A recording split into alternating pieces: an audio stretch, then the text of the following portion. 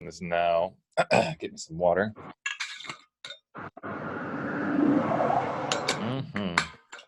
Yeah, last podcast I did, the woman was in a coffee shop and they were moving desks. So this is fine. This is fine. It's a wonderful new medium, and I actually like them better when they're in interesting places than when you're just sitting face to face, kind of feeling relatively awkward. Exactly. It wouldn't be awkward with you. It wouldn't be awkward with somebody like you because we know each other pretty well. Yeah. But like sometimes it's the first time you met somebody and you're just like, hello. Hi. Nice to meet you. Yeah. It's a trip. It's different. Well, Eric Goodman, thank you so much for taking time out of your busy schedule to be on the Men with Heart podcast. It's wonderful to see you, Mike. I'm really glad to be here. It's been a long time since we've seen each other. And, you know, I've probably said to you once or twice or three times, but I really want to thank you for all the hard work that you've put into creating health in your own body, because all that hard work that you've been putting into your body and just the magnificent mind that you have to create the life and the movement practices that you have in your body to help heal so many people and yourself is just, it's beautiful. It's changed how I move. It changes how I make a living. It changes what I provide to the public. And it's still the number one thing that I teach people is how to breathe and how to move. So I just want to thank you from the bottom of my heart for the pain that you had and that you overcame, and for the courage that it probably took. And that's why I really want to talk to you about on this podcast is, for one, talk a little bit about like who you are, how you got where you are, and then we'll get into some other questions. Okay. Thanks for that, man. That's the best thing that I ever hear from anybody is that, you know, we help them in one way or two ways. And if I can help them with pain, great. Mm-hmm. If I can help them with career and life, that's special to me. That's the success that I was always looking for, I think. So that's cool. Thanks for saying that. Mm-hmm. How did I become who I am? I don't know. I still don't know. I had a bad back towards the last bits of chiropractic school, and I guess I'm a very stubborn man, really. And I found that faced with discomfort and pain and sort of a convergent view of the life ahead of me instead of a divergent view of the opportunities ahead of me, it felt terrible. And I don't know. I really didn't like it. I really hated how it felt. I felt claustrophobic in my own body. And every time I would try to move out of that cave and cage, it would hurt. So I didn't know what to do. And it led to a lot of friction internally. I had to think a lot about what I was doing, why I was doing it, how I was going to help people. I had to think about how I was going to make money one day. But, you know, those thoughts actually become very fleeting when you're in pain, which is so interesting. You're very quickly focused on what matters. I remember being in the yoga classes where I started kind of mobilizing myself differently towards lower back extension so that I could feel the fatigue at my lower back multifidi muscles. It's funny because now when I see people teaching my work that way, I think that they're doing it wrong. It's evolved so much. I had to learn through the fatigue of my lower back the capacity to maintain a neutral spine. And it was the fatigue that ultimately strengthened my ability to do that. You know, I think I became who I became because I've just never stopped doing the only thing I know how to do, which is feel better and help people feel better. Yeah. I don't know what led to it in my life, but I'm a very sensitive person, physically sensitive. Mentally less so now because I've had a lot of experiences in life. Mm-hmm. It's interesting as my emotional sensitivity has balanced out to a degree, my physical sensitivity has heightened to a level that I never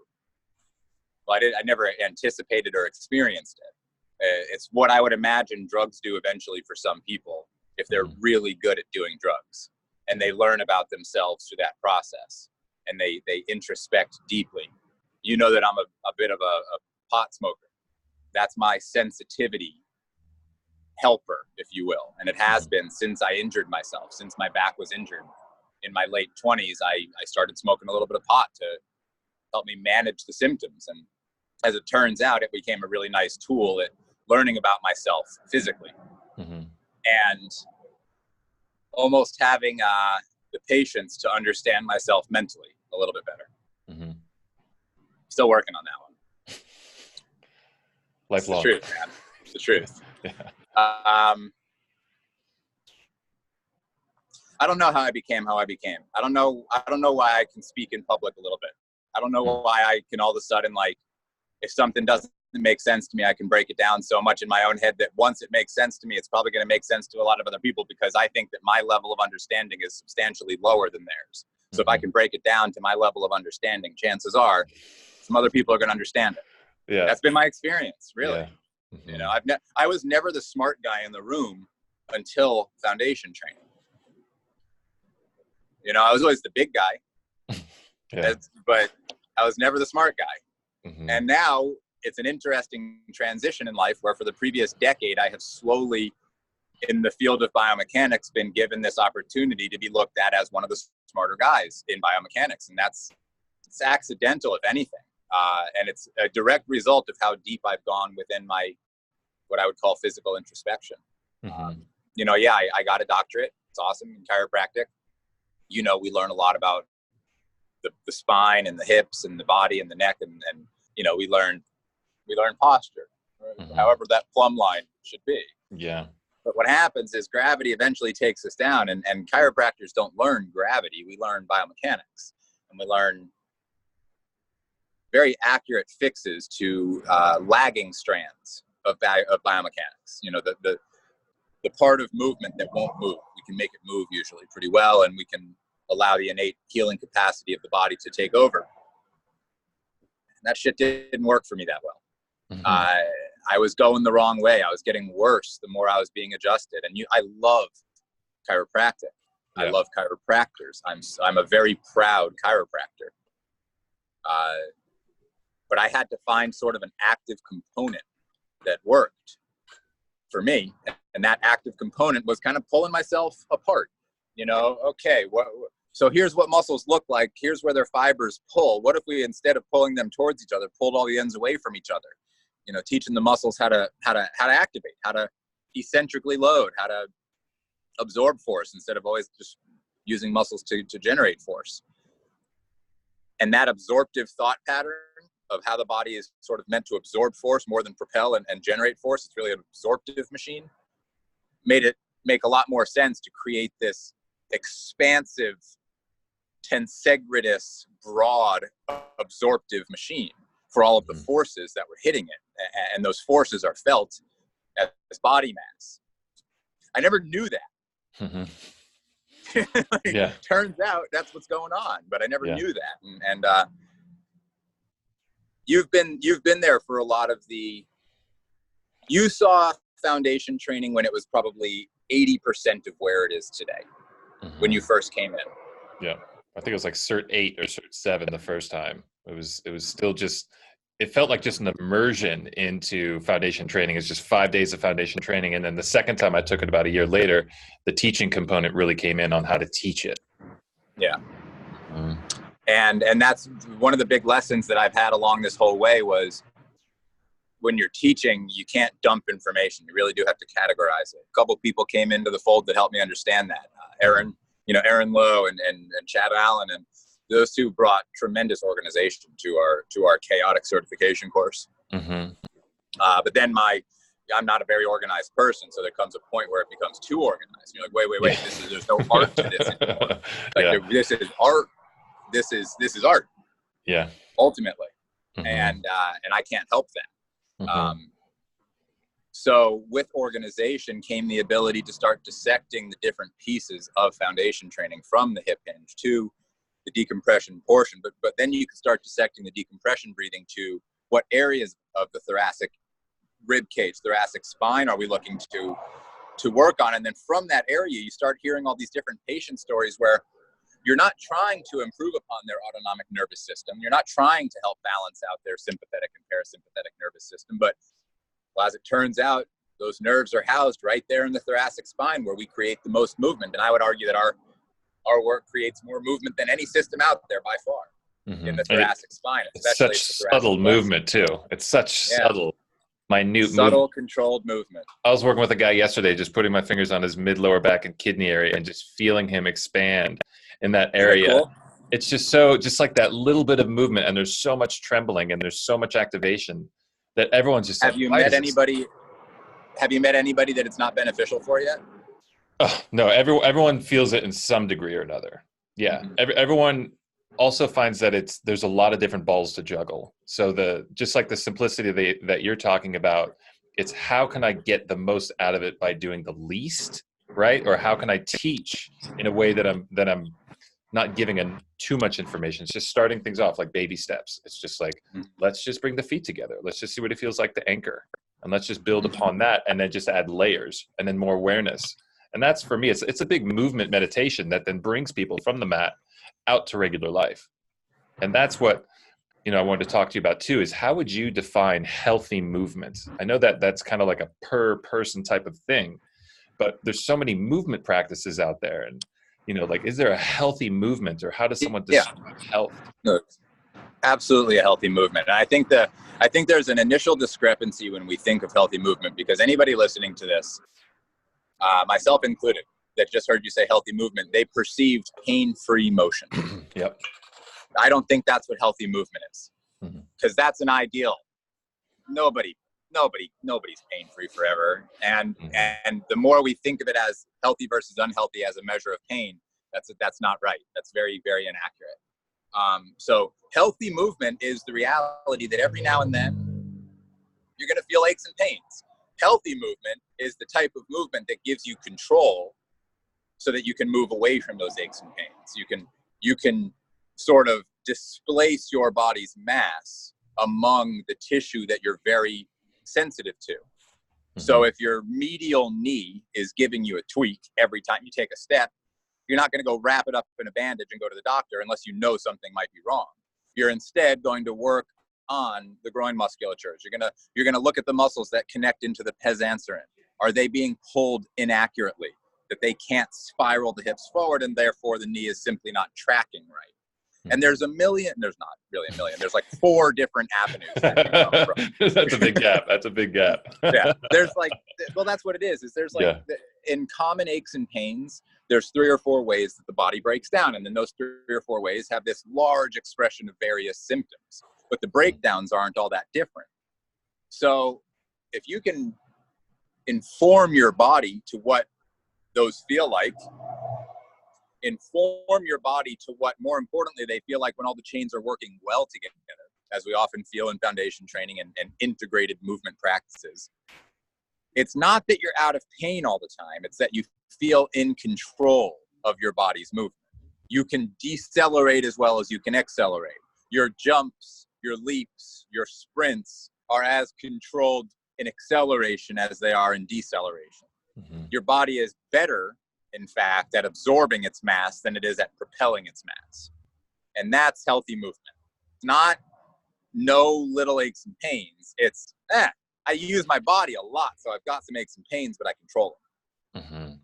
Now, you were talking about like gross movements. What about movements of like, I'm just sitting here right now? I mean, we're also training people how to hold somewhat of a steady position, but there is no stillness in the body. So your healthiest way to move while seated is in breath. And what that looks like is you imagine your rib cage vertical, like a sphere or a spiral. And you imagine your pelvis like a brace or a base, even a wooden base that you're sitting at top of. And every time you breathe, there's a spring between your rib cage and your spine. And you want to pull on that spring with an inhale and decelerate its depression on an exhale. And if you think of that spring being controlled each time you breathe, you're going to get tired from breathing pretty quickly.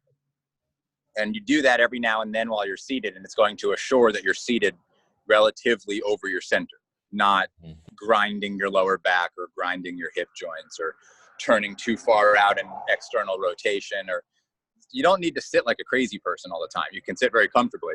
You just have to occasionally correct your mechanics to make sure they're accurate. And move every once in a while. Yeah, because a lot of people just sit and just don't do shit. Yeah, I do it. I mean, look, I go on flights and everybody's like, oh, you gotta stand up every hour on a flight. They don't. No. Like, when you stand up, make it count, you know? Yeah. Like, when you're on the plane, the pressures are everywhere. The recycled air is everywhere. Mm-hmm. Rest if you can. I always go in the back and do a little foundation training, some movement, some breathing, some stretching. So do I. But people take their stuff too seriously. I find that on flights every now and then. What do you typically start with people? I know it depends on the athlete or the person or whatever, but do you typically start with the breath to get that health going first, or is it really case by case? No, there's 3 points. I start top of the skull, the base of the skull where it meets the neck, sternal occipital protuberance, and the mastoid process. And I kind of teach them how to lift the weight of that away from their shoulders, how to get the SCM muscles to, accurately engage from a posterior lift of the occiput. And then I do the opposite pressure at the ground, where I teach them the 3 points of contact of the ball joint of the big toe, ball joint of the pinky toe, and the heel, pushing away from one another, pushing the other direction, creating that sort of pressurization of the body, like a finger trap, pulling away from center. Mm-hmm. And then from there, if they can get that's usually going to change their breathing right away.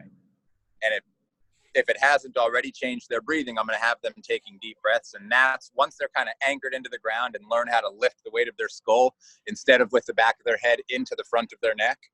Once they can put the weight of their skull there and lift it, I'm good to start breathing with them. We're going to start easy with the front of the rib cage. Everybody can make the front of their rib cage open. Mm-hmm. I know everybody says don't, a lot of people in biomechanics, never unhinge your ribs. I mean, it's just not reality. Of course you unhinge your ribs. Sometimes you're not paying attention and they relax and they move, and you want them to be able to very healthfully go through all of their ranges of motion. Mm-hmm. So we anchor the feet into the ground. We lift the weight of the head up away from the feet so that the engagement happens at the big, strong front neck muscles. And from there, we breathe width and depth into the rib cage. Mm-hmm. To the best of our ability. Then we add hip hinges, we add rotations, we add kneeling postures, ground postures, prone, supine, lunge, seated, all of it. Mm-hmm. But the idea is pull yourself apart vertically and horizontally. Mm-hmm. Yeah, this for me, the breathing is what changed and kind of sold me on foundation training. It was increasing that inspirational capacity of finding this very simple exercise once I found the basics of it, to then use that as a form of decompression. I mean, that's of just resetting my connective tissue tone by breathing largely, by breathing expansively. And that has just helped me tremendously. I mean, my shirts don't fit as well because my torso is longer. I'm slightly taller, which is great. So would you say that decompression breathing then would be a healthy form of breathing for people to do throughout the day? Like even like what healthy breathing is, because everyone has like their own way, mouth breathing, diaphragmatic breathing. That's a whole. No, I think decompression breathing is a pretty isolated corrective exercise. I really do. Mm-hmm. If you're going to do it fully while you're in the other poses. And the design is that breathing, that expansive breathing pattern happens within a very tight, isometric, integrated muscular hold, like the foundation poses all are. And it's opposites affecting one another and strengthening one another, because as all the muscles try to pull towards center and hold the weight of the body, here's this rib cage just trying to all edges push out against that force. And there's a really nice kind of a reciprocal activation. We talk about reciprocal inhibition, but you might as well just look at the other end and say reciprocal activation. So, the other side of the coin. And I think that with that resistance inward against resistance outward and expansion outward, there comes this really nice reciprocal activation of the muscles of inspiration that get stronger and stronger and stronger. Yeah. Like serratus posterior superior and all the other ones, external intercostals and all that. Yeah, you know that, you understand that stuff better than just about anybody. Mm-hmm. And when you're working with people, like when you experienced it in your own body, like you had that drive, you had that focus to do it, even though you didn't know what the result was going to be. When you're working with people and they're like, how long is this going to take? You know, how do you communicate that with people in the way that you're like, I'm really honest. Mhm. I don't sugarcoat it with anybody because it doesn't help anybody.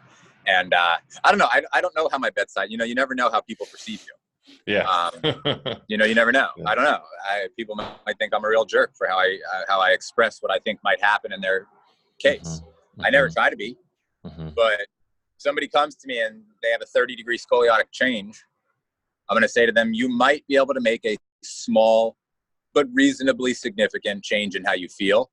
And that might make a small few percentage points change in your scoliotic curve, but that might take 5 years. I don't know that it's worth the effort. To me, it's worth the effort. Like I know, that's how I kind of speak to people. Like, in your situation, here's what I know that I would do. Yeah. I would keep trying to make the smallest improvements possible. And each time I made one of those tiny ass little improvements, it's very satisfying. You get good hormone squirts from that type of stuff. You get Mm-hmm. sense of satisfaction that goes somewhat well beyond the symptoms you typically come for.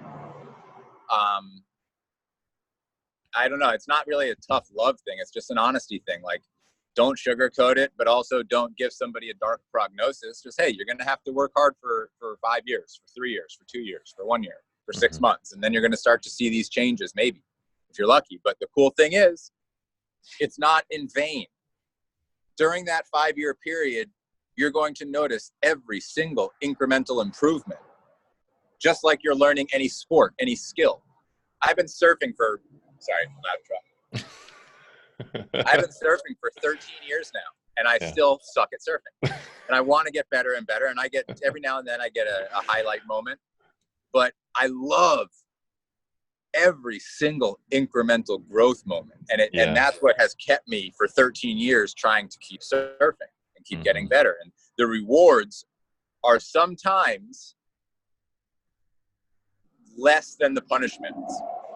But somehow, even when the punishments are very frequent, you keep coming back with excitement and expectation and curiosity of how good today might be. And I don't know, maybe I have like some immaturity issues, but I do approach my life that way still. Yeah. I'm 38 years old, and man, but what about tomorrow? Yeah. But how good, but what could happen? And sometimes I'm smacked right in the face with a lot of adversity, and I handle that to the best of my ability too. Yeah. Well, that was going to lead me to the next question of like, what roadblocks have you encountered with talking to people about health and healing, even in the sector that you're in of healthcare, but then when you're also talking with other people?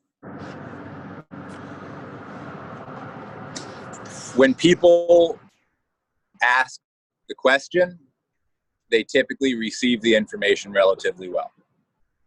When I push my opinion upon a situation, a person, it's received with skepticism or challenge or, false, kind of like a faux attention where they're not really listening. Mm-hmm. So I think it's not really about me or how I would deliver the information necessarily, because I think I deliver it the same either way. Yeah. It's about, if a person comes to me asking, I'm going to have a much better interaction with them than if I come to a person telling. Yeah. Sure. The detractors, the problems have been, it's too much extension, but that's just from somebody that doesn't understand what we're doing. There's not too much extension. There's no extension in foundation training. It's just neutral curvatures. I've heard, I've been called a snake oil salesman a couple times for sure. We have a streaming website now, and I'm a greedy bastard because I decided to try to make a living. Anybody that knows the ins and outs of foundation training knows, in fact, that I'm not a greedy bastard. That I have tried to support everybody around me from day one, and will hold on until the last moments before breaking off relationships. And even if, I try to take care of people, I always have.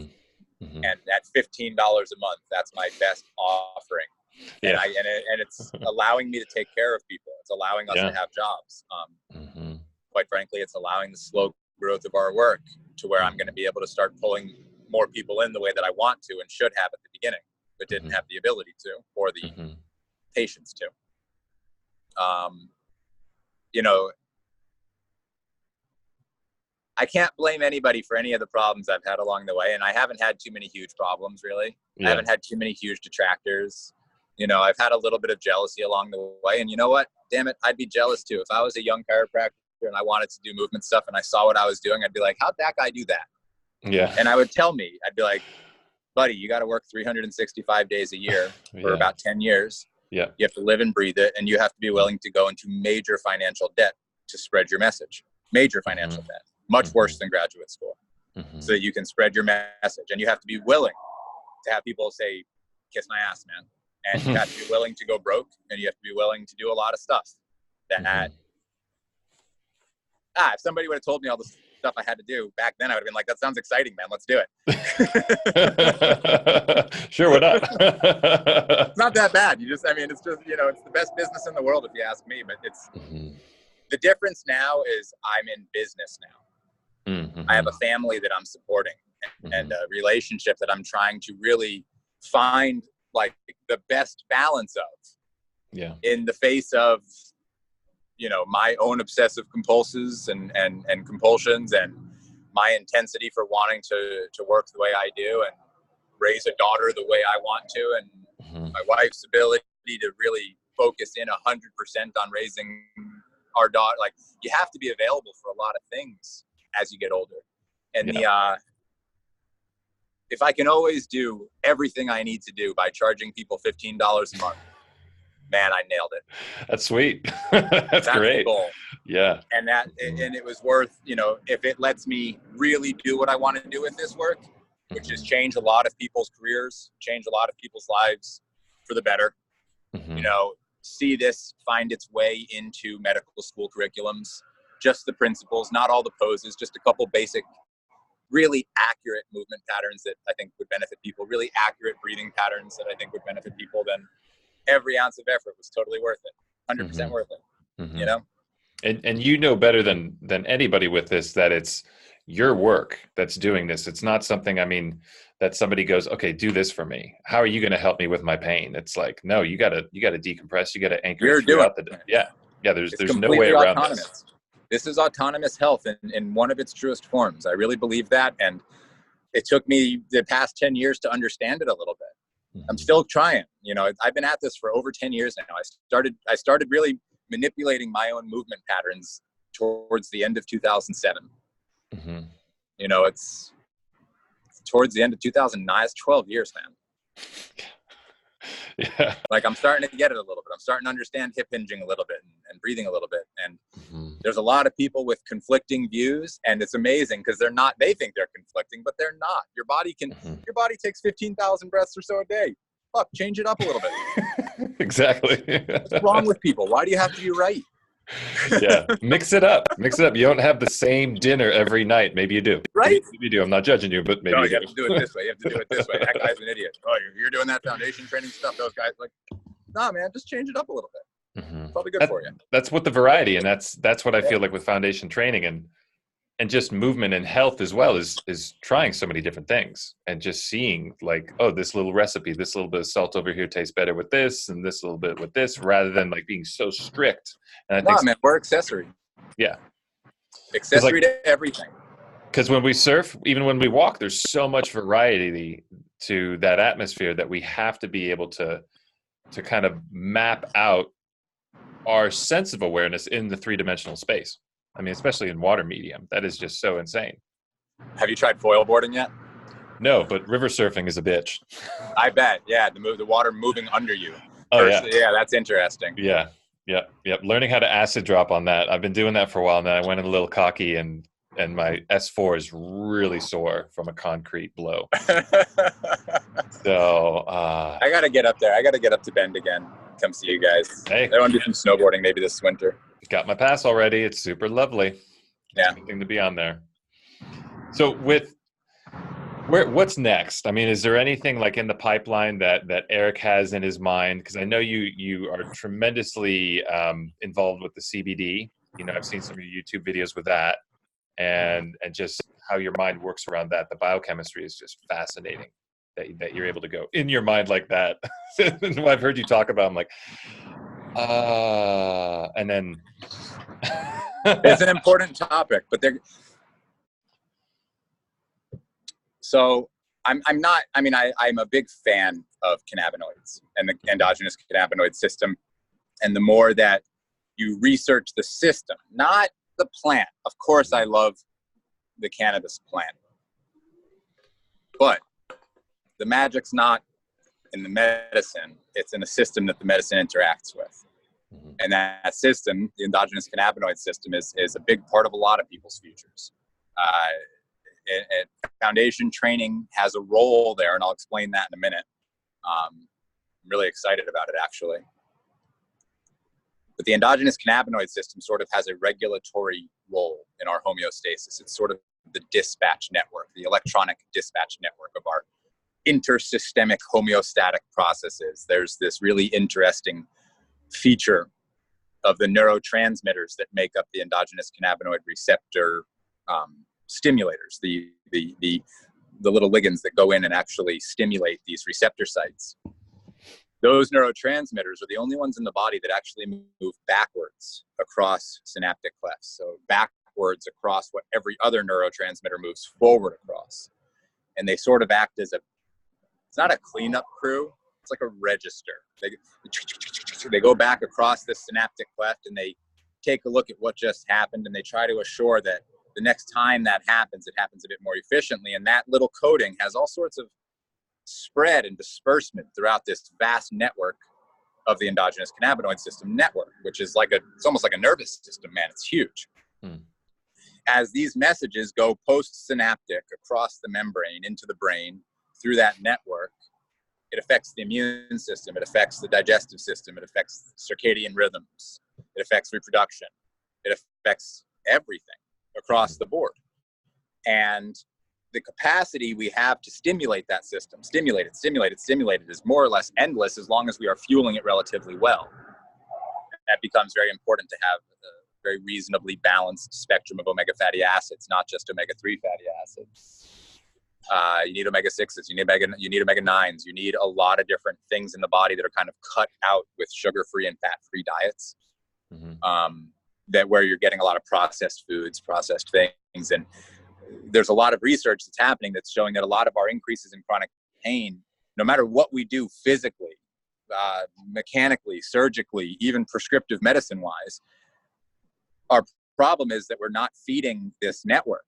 We're not making available our body's innate ability to stimulate its own homeostasis and regulate its own homeostasis. And the first thing to go is kind of like the sensory neural information pathway of the spinal cord, pain messages, things like that. Next thing to go is hormonal shifts, diabetes, things like that. Parkinson's, things like that. Alzheimer's, things like that. And there's this neural degenerative process that seems to be occurring that we're trying to meet and hit and get. I mean, I'm guilty of it. I tried it with foundation training. We're trying to get it from every avenue we can, but the avenue that we're not hitting is, oddly enough, from within. And it's this, you have to have enough healthy fats. That's why the ketogenic diet, I think, is helping so many people.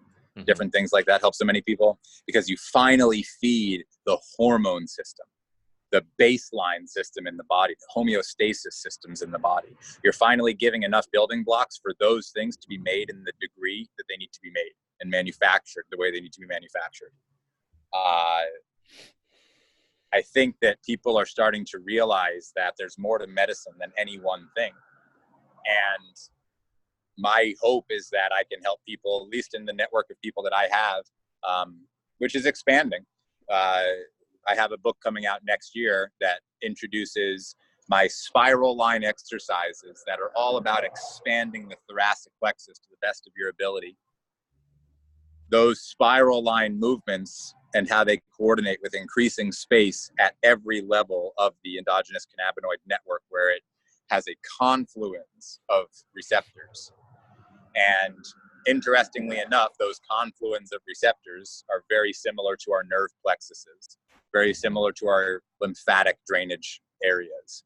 And if you can create space around them, 1, feed them well, 2, and stimulate them well, 3, you're beginning this neuroplastic process of maintaining a higher level of efficiency of your homeostatic efficiency. And, you know, I didn't think of any of this stuff originally, man. In researching this stuff, tremendous amounts of science is available. And everybody's looking at CBD because CBD is safe. It's non-psychoactive. It's probably pretty good. But cannabis is a plant that has a lot more factors. And if you can get yourself from like a 12-year-old's brain to like a 16-year-old's brain and be okay with the fact that every now and then people have to change their psychosomatic or their psychological state. They have to change and mind alter themselves. And maybe that's why people like booze so much and other drugs so much. Maybe that's why they like yoga and holotropic breathing so much. You know, like maybe that's why they like endurance running so much. We have to grow up about how we discuss medicine so that real medicine can actually take place. And the way that cannabis works is CBD, THC, things like beta-caryophyllene, things like anandamide. There's several ways to stimulate the endogenous cannabinoid system. CBD is one of those ways, and it partially stimulates it. But when we all start to wake up, when the new generations want better options for, you know, pharmaceuticals and for pain relief and for mental health relief, we're going to see THC as well recognized and well respected as CBD. And that's my hope, is that I can add a little tiny bit of discussion to that community and help people understand that, man, it's just not that big a deal to smoke a little pot or to have a tincture with some THC in it. You're much better than smoking a cigarette. You're much better than smoking a cigar. You're much better than drinking a beer. Yeah. It's a very good thing for certain people. And those certain people happen to make up a reasonable amount of the human population. Yeah. So it's like, I'm over the stigma, man. I'm 38 now. I used to be so worried about people finding out that I was a fan of THC and pot. And now all I want them to do is know that, part of my creative process was feeling better.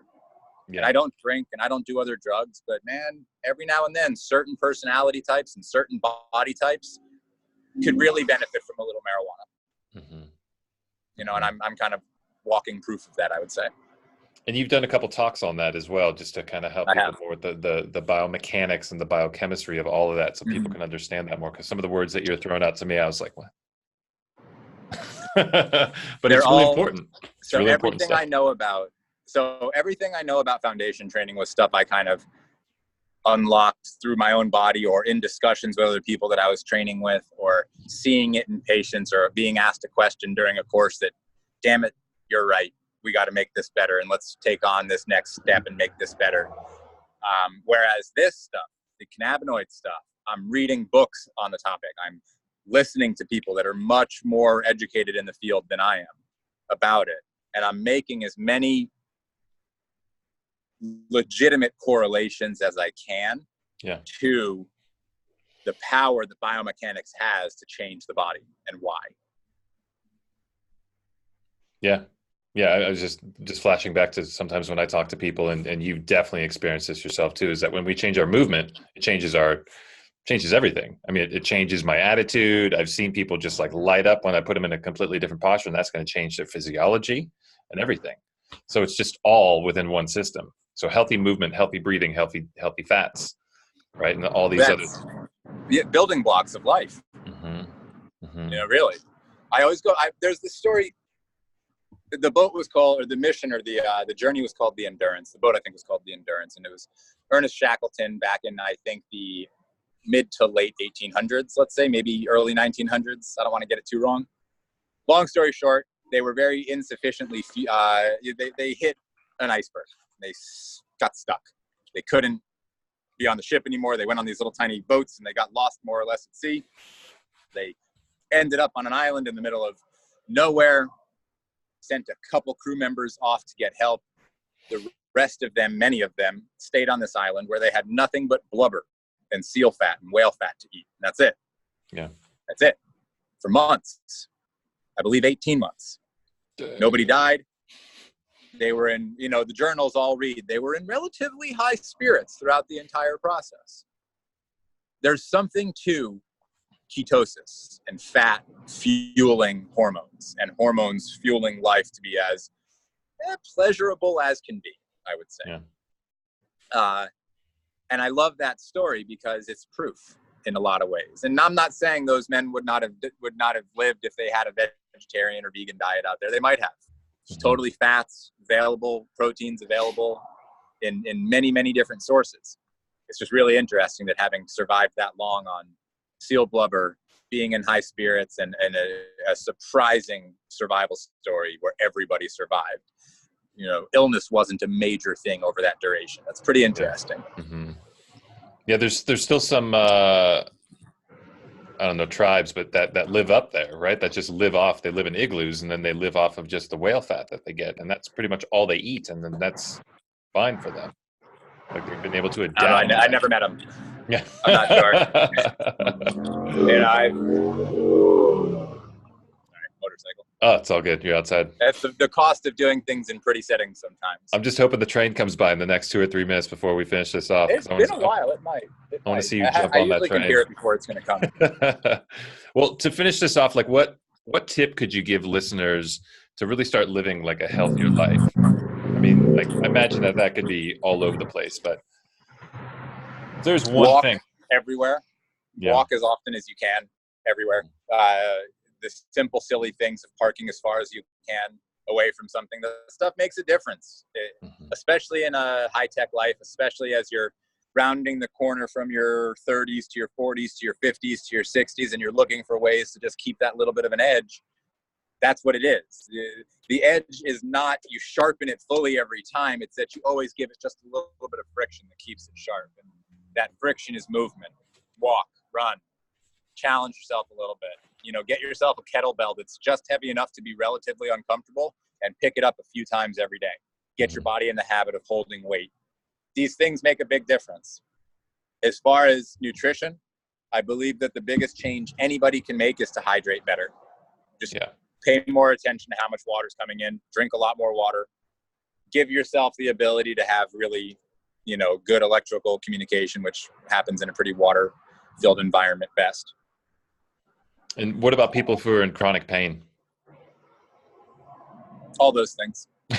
Okay. It's amazing. I was working with a woman 2 weeks ago in Reno, and she's had chronic heel spurs, and she was going in for surgery. And I just taught her anchoring, pretty much just anchoring, of dorsiflexing the ankles. And it changed her dramatically.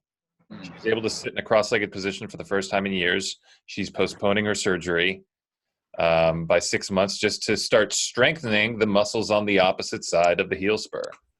And it's just that simplicity that movement can be to really change people's lives. It doesn't have to be something massive. It could be something like, just like you said, park a little bit further away, drink a little bit more water, or dorsiflex your ankles while laying on your back. Just really starting to turn things on differently. Yeah, man, it's different. I don't look at the life from the lens of a coach or a personal trainer or a strength coach or anything like that. I look at it as a person who helps people just get out of pain on a very regular basis. And I find that it's the small things we do on a daily basis that make the biggest difference, plain and simple. End of story. That's it. Eat well, sleep well, hydrate well, move as often as you can. If things are really stressing you out, do your best to manage them. Mm-hmm. Well, thanks, Eric. Could you pretend that the train is coming? And pretend to jump on the train as it goes by. Just waiting for the train. No train today. But very nice ocean view. Oh, how I miss the ocean, man. Well, I'm actually going to be at the ocean. I'm hopefully going to be getting in the water Saturday morning. I'm heading out to San Francisco. Nice. I'm going to do some teaching in Berkeley for 2 days. So, yeah. Enjoy. I'm going to jump in here for a minute. Very Thanks, nice Eric. to chat with you, Mike. Yeah, it's good to see you. Keep doing all the good work. Keep it up, man. Thank you. And where can people find you? Foundationtraining.com is the best place to go. We're actually redoing the website. It'll be much more much more 2019. Cool. Very soon. Maybe And, even a little 2020. And I'll make sure to put the link in there that people can do the nomination for you for the new TED Talk, right? Yeah. I just, somebody mentioned it to me recently, and I really enjoyed doing that. That TED Talk was the first time I ever did any public speaking. And it was one of those moments where it was just like, whoa, whoa. And it's been 8 years, and I would love to, I don't know. People ask me about it a lot, and I was like, nominate me. I'm not going to nominate myself. Yeah. And I appreciate it if anybody does, and I'll get up there and talk a lot about biomechanics and about cannabis together, and about how the world can feel a little bit better. Mm-hmm. Well, thanks for your dedication to not only yourself but to this work, like you said, with all the other hurdles and things that naturally happen. Thanks for stepping into your pain and creating a movement that's really changing people's lives. Thanks, man. It's quite an honor to do the work, and I will keep sharing it for sure. Cool. Peace out, brother.